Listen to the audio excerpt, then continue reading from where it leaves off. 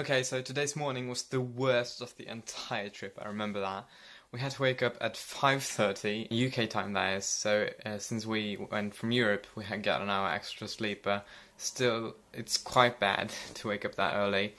And the boat had already arrived in Harwich, which is apparently how you pronounce it, when we woke up, and then we just took a short, quick breakfast on board before we took a train to London, and there we are, in London. Yeah, so today's vlog of London is quite short and bad, I'll admit it, but it gets better, I promise.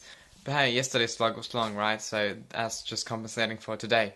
Yeah, what we did was pretty much just walking around in London doing the usual tourist stuff, and then yeah, you can see in the vlog what we did. And tomorrow I'll see you again with a definitely longer, perhaps also better vlog. Okay.